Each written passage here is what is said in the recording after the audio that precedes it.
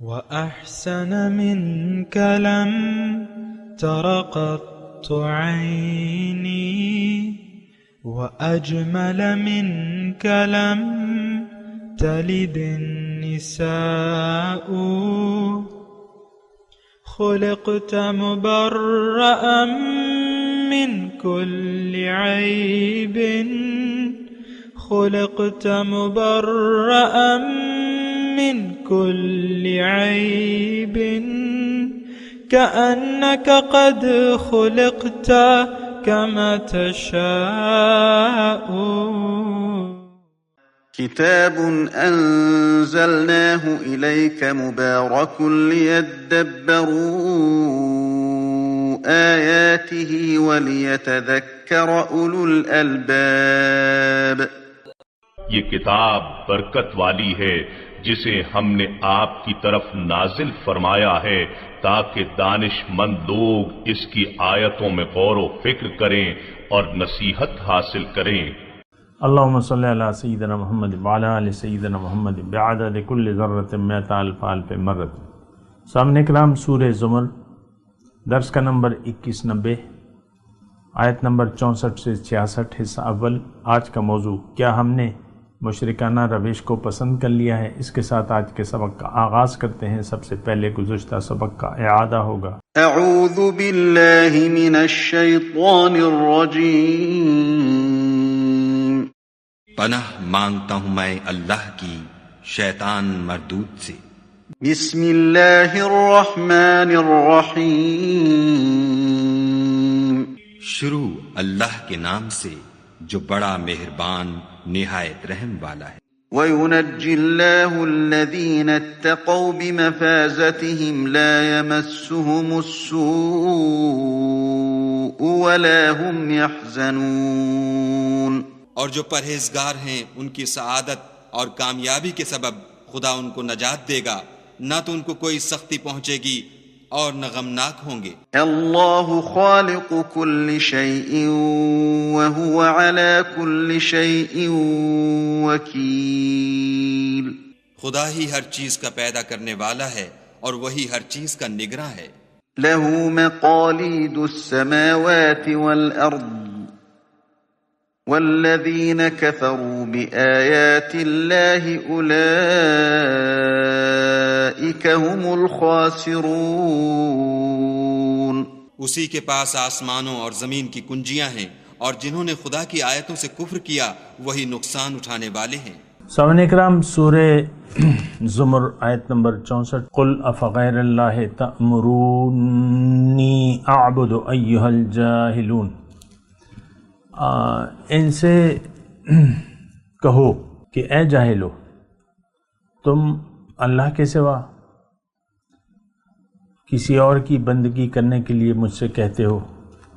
وَلَقَدْ أُوحِيَ إِلَيْكَ وَإِلَى الَّذِينَ مِن قَبْلِكَ.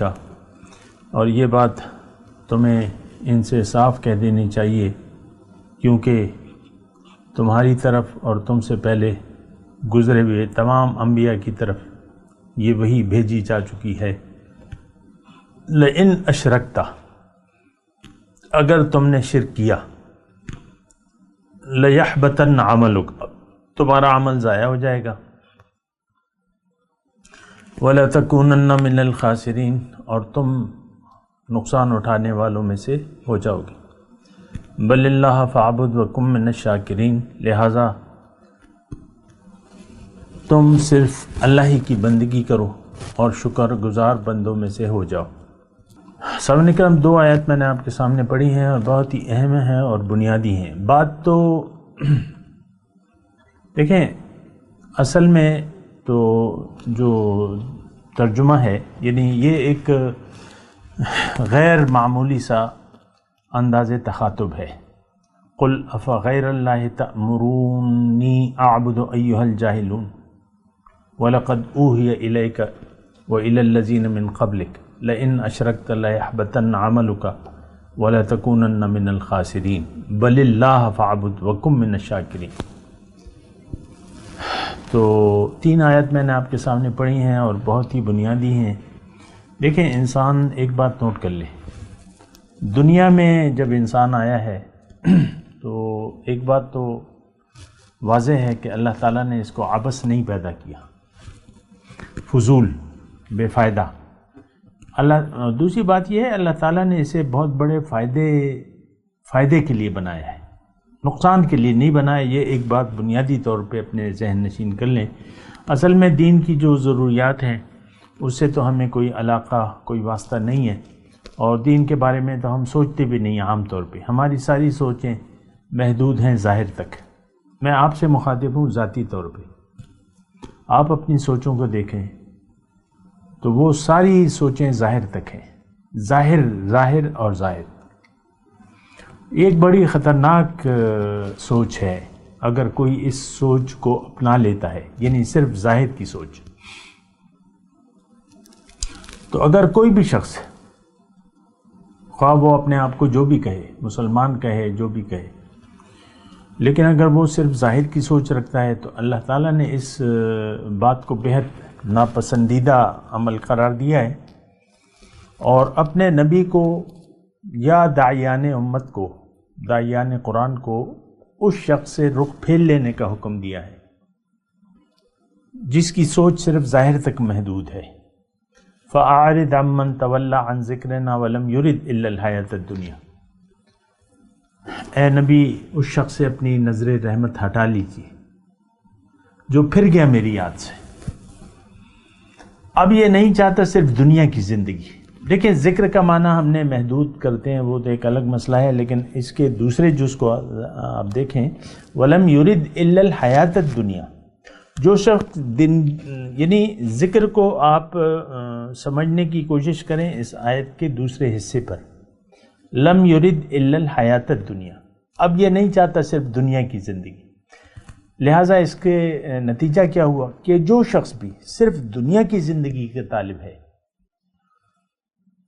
تو اس نے اللہ کی یاد سے منہ پھیر لیا ہے۔ یہ ایک یعنی آیت کی میں آپ کو تشریح کر رہا ہوں۔ اگر آپ، کیونکہ بظاہر بہت سے لوگ ہیں جنہوں نے زبان پہ ذکر کرتے ہیں یا ذکر لسانی کو اصل ذکر قرار دے دیا ہے، تو یہ حقیقت کے برعکس ہے یہ بات۔ ذکر تو اللہ کی یاد کو کہتے ہیں، یا تو آپ زندگی اللہ کی یاد میں گزاریں گے یا دنیا کی یاد میں زندگی گزاریں گے۔ تو ہم لوگ تو دنیا کی یاد میں زندگی گزار رہے ہیں، دنیا ہی ہمارا مدعا ہے۔ تو اچھا، یہ جو شرک کی بات ہے تو یہ مختلف طریقے سے اللہ تعالیٰ نے باتیں کی ہیں ہمیں سمجھانے کے لیے۔ یہاں تو شرک کی بات آ رہی ہے اور اسی پہ ہم بات کریں گے۔ انسان دیکھیں، بنیادی طور پہ ایک بات نوٹ کر لیں، اللہ کی عطا سے میں آپ کو بتا رہا ہوں۔ اللہ تعالیٰ نے فرمایا منکم من یرید الدنیا و منکم من یرید الآخرہ، تم میں سے بعض لوگ تو طالبان دنیا ہیں، بعض آخرت کے طالب ہیں، یعنی آخرت میں کامیابی کے طالب ہیں۔ اور حقیقت بھی یہی ہے سامعین کرام کہ جب انسان آتا ہے تو اس کے سامنے دو راستے ہوتے ہیں۔ جو باطنی منزل ہے، باطنی راستہ ہے، وہ تو اس کو نظر نہیں آتا، لہٰذا اس کے بارے میں ایک ہی آپشن رہ جاتی ہے، دنیا۔ دنیا نظر آ رہی ہے، میٹھی ہے، سرسبز ہے، یہ میرے پاس 5 لاکھ ہیں، یہ 5 کروڑ ہیں، یہ 5 ارب ہیں، آپ اسی پیسوں کو گنتے رہتے ہیں۔ یہ میرے بیٹے ہیں، 2 بیٹے ہیں، 3 بیٹیاں ہیں، یہ سب پڑھ لکھ گئے ہیں، یہ بس خوب مزے میں ہیں۔ بہت ذلیل سوچ ہے یہ، کوئی بھی اگر ایسا سوچتا ہے تو۔ بہرحال میں آپ کو یہ بتاؤں کہ شرک کی بات ہو رہی ہے۔ اگر آپ نے دنیا کا انتخاب کر لیا تو پھر آپ لازماً شرک والی زندگی گزاریں گے، لیکن اگر آپ نے آخرت کا فیصلہ کر لیا تو پھر آپ توحید جو ہے وہ پھر آپ کی ضرورت بن جائے گی۔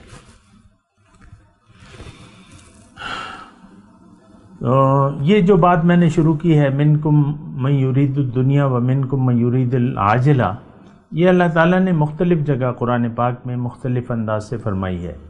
جیسے کہ مثال کے طور پہ سورہ بقرہ میں ہے کہ وَمِنَ النَّاسِ مَن يَقُولُ رَبَّنَا آتِنَا فِي الدُّنْيَا حَسَنَةً وَمَا لَهُ فِي الْآخِرَةِ مِنْ خَلَاقٍ۔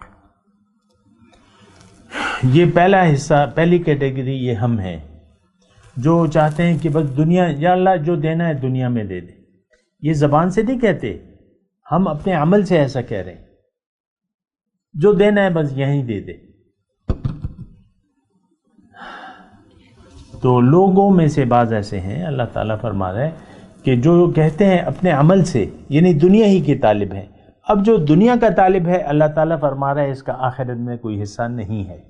آخرت پہ تو ہمارا یقین ہی نہیں ہے سر، یہ تو اظہر من الشمس والی بات ہے، سورج سے زیادہ واضح ہے کہ آخرت پر ہمارا یقین نہیں ہے۔ زبان سے کہہ بھی دیا لا الہ تو کیا حاصل، دل و نگاہ جو مسلمان نہیں تو کچھ بھی نہیں۔ تو ہم تو صرف نری دنیا کے طالب ہیں۔ اچھا، ایک اور آیت میں آپ کے سامنے کہ من کان یرید العاجلۃ عجلنا لہ فیہا ما نشاء لمن نرید ثم جعلنا لہ جہنم۔ تم میں سے بعض لوگ جو ہیں، من کان یرید العاجلہ، جو عاجلہ کا طلبگار ہے، عاجلہ دنیا ظاہر، یعنی صرف دنیا کا اگر کوئی طلبگار ہے تو میں اس سے روکوں گا نہیں دنیا، اس کو فقیر نہیں بناؤں گا، بلکہ جو اس کا نصیب ہے وہ میں اس کو دوں گا۔ لیکن کس کو دوں گا اور کتنا دوں گا یہ انسان کی چاہت پہ نہیں ہے، یہ میری مرضی ہے، میری تقسیم ہو چکی ہے۔ دوسری جگہ ہے وَإِنَّا لَمُوَفُّوهُمْ نَصِيبَهُمْ غَيْرَ مَنْقُوصٍ، ان کا جو بھی میں نے لکھا ہوا ہے وہ بغیر کسی کٹوتی کے ان کو دے دوں گا۔ تو من کان یرید العاجلۃ عجلنا لہ فیہا ما نشاء لمن نرید ثم جعلنا لہ جہنم، پھر اس کے لیے جہنم ہے جو خالص دنیا کا طلبگار ہے۔ یصلاھا مذموما مدحورا، اس میں ذلیل اور راندہ درگاہ ہو کر وہ، یعنی ذلیل ہو کر وہ داخل ہوگا، مدحورا دھتکارا ہوا۔ یہ کون ہے؟ یہ ہم ہیں۔ دیکھیں، اپنے آپ کو پہچانیں کہ آپ ہیں کون۔ ہم لوگ نرے دنیا دار ہیں۔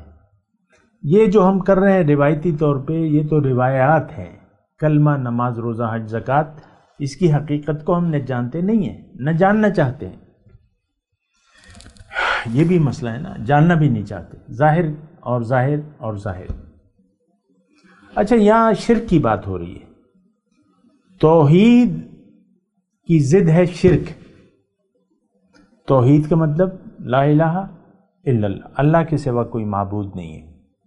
ہم عملی طور پہ یہ کلمہ پڑھنے سے انکاری ہیں، عملی طور پہ زبان سے کہہ بھی دیا لا الہ تو کیا حاصل، دل و نگاہ جو مسلمان نہیں تو کچھ بھی نہیں۔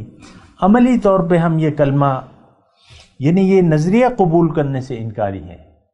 کلمہ توحید کا یہ ایک نظریہ ہی ہے، یہ ایک نیت ہے جس کے الفاظ یہ ہیں کہ لا الہ الا اللہ محمد الرسول اللہ۔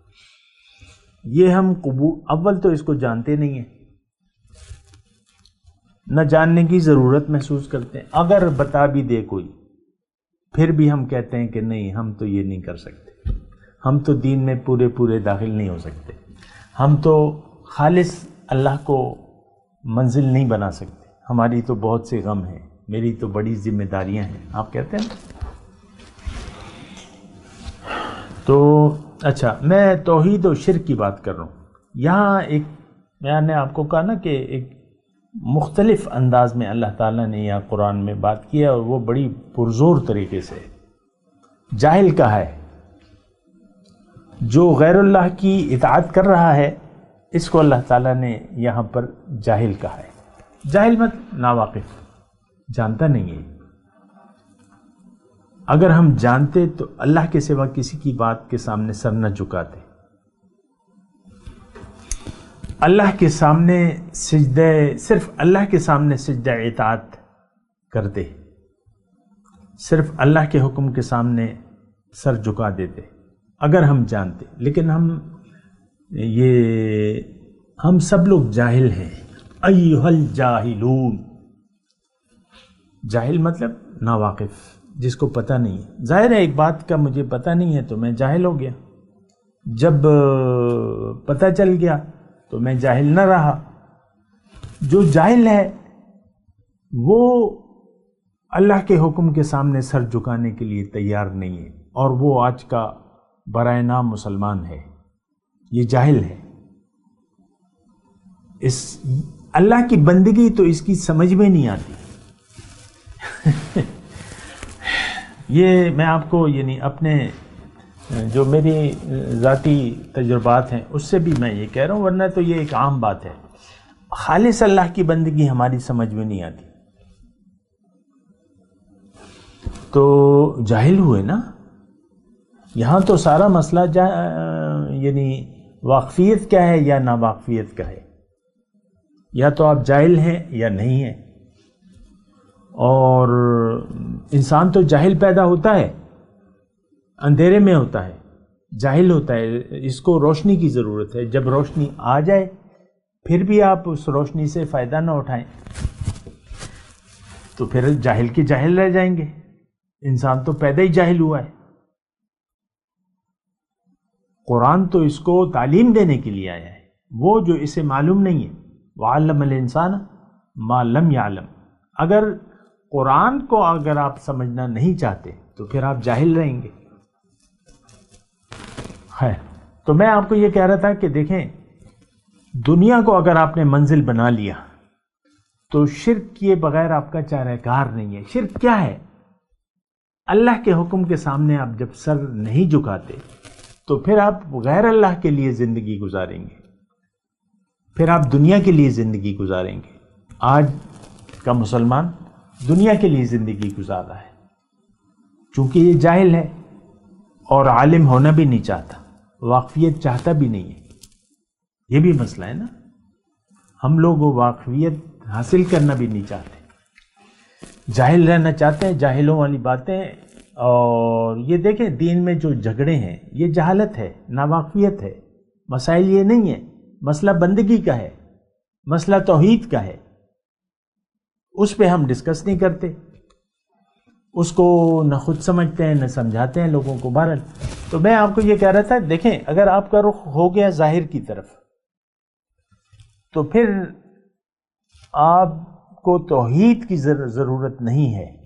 اگر آپ کی منزل اللہ نہیں ہے، اگر آپ کی ترجیح آخرت نہیں ہے تو پھر آپ کو دین کی ضرورت نہیں ہے، پھر آپ دین پر سمجھیں گے بھی نہیں۔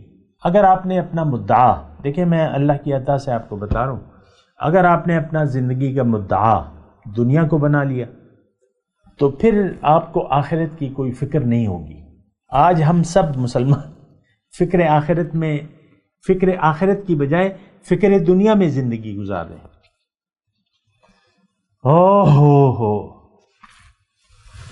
تو افغیر اللہ تأمرونی اعبد، دیکھیں مسئلہ تو سارا بندگی کا ہے۔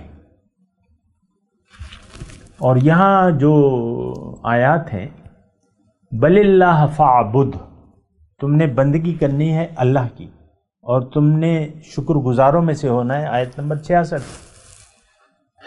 لیکن ہم اللہ کی بندگی کے لیے تیار نہیں ہیں، اور اللہ تعالیٰ نے اپنی یعنی انسان کی کامیابی کو اپنی بندگی میں چھپا دیا ہے۔ جس نے اللہ کے حکم کے سامنے سر جھکا دیا وہ اپنی منزل کو پا گیا، وہ بامراد ہو گیا، وہ کامیاب ہو گیا، وہ نجات پا گیا عذاب سے، وہ داخل ہو گیا جنت میں۔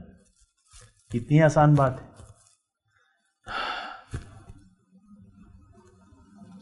دیکھیں ہم نے آخرت میں جانا ہے، یعنی دنیا کی زندگی گزار کے ہماری حقیقی زندگی شروع ہو جائے گی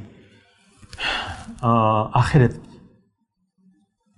وفی الآخرت عذاب شدید ومغفرۃ من اللہ، آخرت میں یا تو شدید عذاب ہوگا یا بخشش ہوگی۔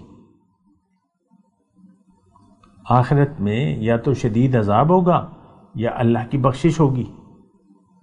تو ہم نے تو فیصلہ کر لیا ہے کہ ہم نے دنیا کو ترجیح بنانا ہے، آخرت کو بھول کر زندگی گزارنی ہے. یہ ہمارا یعنی غیر اعلانیہ فیصلہ ہے. تو اچھا، میں بندگی کی بات کر رہا تھا. اگر اللہ آپ کی منزل نہیں ہے تو آپ کو وہ اللہ کی خالص بندگی کی، اللہ کی بندگی کی ضرورت ہی نہیں محسوس ہوگی. اب یہ آیت جو ہے ہم پڑھتے رہتے ہیں، سنتے رہتے ہیں کہ ما خلقت الجن والانس الا لیعبدون، کہ عبادت میں کمال ہے. عبادت سے آپ کمال حاصل کر سکتے ہیں، اپنی منزل تک عبادت اور بندگی کے ذریعے پہنچ سکتے ہیں. لیکن ہمارے سامنے عبادت، آپ دیکھ لیں آپ نے کیا مفہوم لیا ہوا ہے. چند ایک رواج اور رسومات، نماز، روزہ، حج، زکوٰۃ، بس بات ختم ہو جاتی ہے. آپ کی عبادت تو یہاں تک محدود ہے. زیادہ سے زیادہ کوئی شخص بہت اپنے نفس کے ساتھ لڑتا ہے تو داڑھی رکھ لیتا ہے، بہت نفس کے ساتھ یعنی لڑتا ہے تو سگریٹ نوشی چھوڑ دیتا ہے، مثال کے طور پہ عرض کر رہا ہوں، یا جو بھی ہیں. تو بس یہ چند کاموں کو ہم نے عبادت قرار دے دیا ہے، چند کاموں کو. باقی یہ عبادت کے مفہوم سے آج کا مسلمان واقف نہیں ہے. بہرحال میں اپنے مضمون کی طرف آتا ہوں. یہ جو 3 آیات پڑھی ہیں، اس میں اللہ کے سوا بندگی شرک ہے، اور شرک کی صورت میں یعنی ان آیات میں یہ مضمون ہے کہ اگر آپ نے مشرکانہ روش اختیار کر لی تو آپ کے اعمال کا آپ کے اعمال ضائع ہو جائیں گے. جو نیک اعمال آپ کر رہے ہیں نا وہ ضائع ہو جائیں گے، ضبط ہو جائیں گے. دیکھیں، مسئلہ مشکل نہیں ہے سمجھنے کے لیے. جب آپ کی یعنی آخرت کے اگر طالب ہیں، اللہ کو منزل بنا کے اللہ کے راستے پر آپ چل رہے ہیں، تو آپ کے تمام کام عبادت بن جاتے ہیں، بندگی بن جاتے ہیں. لیکن اگر آپ کی منزل دنیا ہو گئی اور آپ طالب دنیا ہو گئے، اور اس کے باوجود آپ چند دکھاوے کے کام کرتے ہیں، نماز، روزہ، حج، زکوٰۃ، تو یہ تو آپ نے تو غلط راستے پر چل رہے ہیں، غلط منزل کا انتخاب کر لیا ہے، تو وہ تو ضائع ہونے والے ہیں. اس میں تو کوئی اتنی نہ سمجھنے والی بات ہے ہی نہیں. دیکھیں، آپ اگر غلط راستے پہ ہیں تو منزل کیسے ملے گی؟ ہم نے تو دنیا کی کامیابی کا راستہ چن لیا اپنے لیے. آپ اپنی سوچوں کو دیکھ لیں، اپنی بھاگ دوڑ کو دیکھ لیں، آپ اپنی کوششوں کو دیکھ لیں. ہماری ساری کوششیں ظاہر کے لیے ہیں، دنیا کے لیے ہیں. ہم ظاہر کے لیے زندگی گزار رہے ہیں. تو مسئلہ جو ہے پھر بہت زیادہ خراب ہو جاتا ہے، خطرناک ہو جاتا ہے. وَلَقَدْ أُوحِيَ إِلَيْكَ وَإِلَى الَّذِينَ مِن قَبْلِكَ، میں نے وہی کیا آپ کی طرف. اچھا، لَإِنْ أَشْرَكْتَ لَيَحْبَطَنَّ عَمَلُكَ، ان الفاظ پر غور کریں نا. اگر تم نے شرک کیا اے انسان تو تمہارے اعمال ضائع ہو جائیں گے. اگر تم کچھ نیک اعمال کرو، یعنی دیکھیں ہم میں سے بہت سے لوگ ایسے ہیں جو بظاہر چند اعمال کرتے ہیں، خیر خیرات کرتے ہیں، بیواؤں کی مدد کرتے ہیں، یتیموں کا سہارا بن جاتے ہیں، اور بے کسوں کا سہارا بن جاتے ہیں، اور دریا دلی دکھاتے ہیں. بعض اوقات، بعض وقت آپ کوئی مسجد بنا دیں آپ مثال کے طور پہ، لیکن منزل تو آپ کی دنیا ہے. آپ تو شرک کے راستے پر چل رہے ہیں. اللہ کی بندگی تو تب شروع ہوگی جب کہ آپ اللہ کو منزل بنا لیں، تو تب آپ کی بندگی شروع ہوگی. شروعات دیکھیں، ایک بندگی کا راستہ ہے، ایک شرک کا راستہ ہے. بندگی کا راستہ نہیں آپ اختیار کر سکتے جب تک آپ کی نیت اللہ نہ ہو، آخرت کی کامیابی نہ ہو. یہ بات ہے جو میں اللہ کی توفیق سے آپ کو بتا رہا ہوں، اور اس کو آپ سمجھے ذرا. ہماری تو دنیا میں رہنے کی نیت خراب ہو گئی. ہماری ترجیحات دنیا ہے. آپ دیکھ لیں عام طور پہ ہماری باتوں سارے باتوں میں دنیا داری ظاہری مفادات کے تحت، میں اس سے اچھائی نہیں کروں گا، اس نے میرے ساتھ بڑا برا سلوک کیا ہے، اس نے میرے سے میرے پیسے کھائے ہیں اور اس نے میرا حق مارا ہے، میں اس کے ساتھ اچھائی نہیں کروں گا یا نہیں کروں گی۔ عام طور پہ آپ دیکھ لیں ہماری ذاتی ترجیحات ہیں، ہمارے کاموں میں للہیت نہیں ہے۔ تو جب آپ دیکھیں اختتامی کلمات میں آپ کو کہہ رہا ہوں، اگر آپ کی منزل اللہ نہیں ہے، اگر آپ کی ترجیح زندگی کی آخرت کی کامیابی نہیں ہے، پھر بھول جائیں دین کو، کامیابی کو۔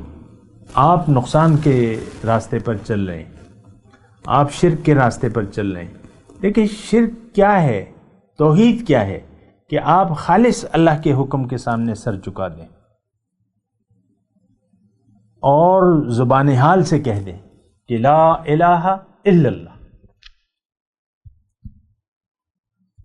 ہم تو کلمہ طیبہ کی ضربیں تو لگاتے ہیں، ذکر اذکار کی محفلوں میں کرتے ہیں نا، تو اس سے تو کوئی فائدہ نہیں ہے۔ جب آپ کی منزل دنیا ہے، جب آپ کے دل میں دنیا ہے، تو یہ ضربیں لگانے سے کچھ بھی نہیں ہوگا۔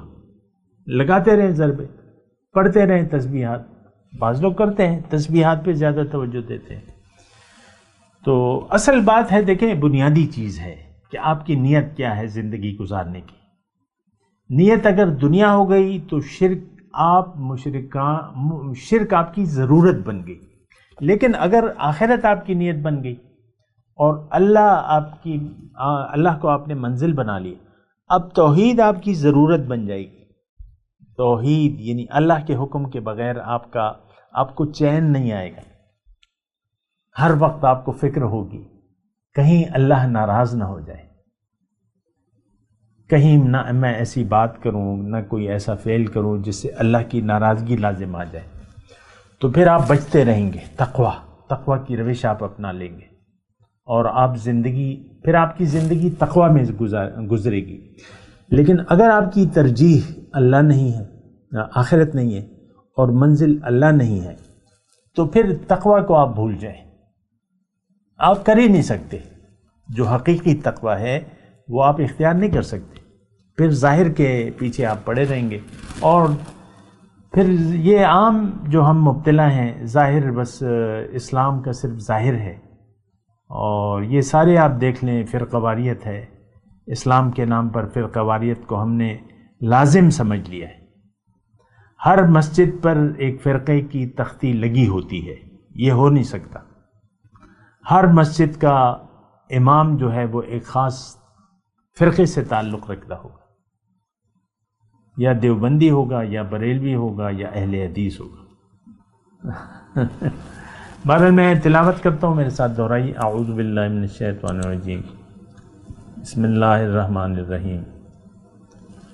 قل افغیر اللہ تأمرونی اعبد ایھا الجاہلون وَلَقَدْ أُوحِيَ إِلَيْكَ وَإِلَى الَّذِينَ مِنْ قَبْلِكَ لَئِنْ أَشْرَكْتَ لَيَحْبَطَنَّ عَمَلُكَ وَلَتَكُونَنَّ مِنَ الْخَاسِرِينَ بَلِ اللَّهَ فَاعْبُدْهُ وَكُن مِّنَ الشَّاكِرِينَ۔ اب ان آیت کی تلاوت اور ترجمہ۔ اعوذ باللہ من الشیطان الرجیم۔ پناہ مانگتا ہوں میں اللہ کی شیطان مردود سے۔ بسم اللہ الرحمن الرحیم۔ شروع اللہ کے نام سے جو بڑا مہربان نہایت رحم والا ہے۔ قل افغیر اللہ تأمرونی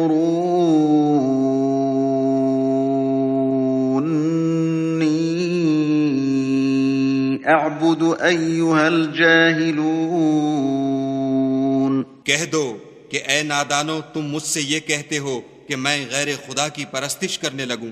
وَلَقَدْ أُوحِيَ إِلَيْكَ وَإِلَى الَّذِينَ مِن قَبْلِكَ لَئِنْ أَشْرَكْتَ لَيَحْبَطَنَّ عَمَلُكَ وَلَتَكُونَنَّ مِنَ الْخَاسِرِينَ۔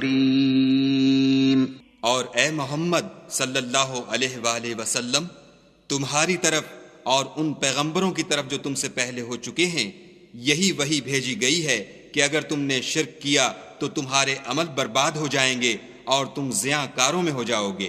بل اللہ فاعبد وکن من الشاکرین، بلکہ خدا ہی کی عبادت کرو اور شکر گزاروں میں ہو۔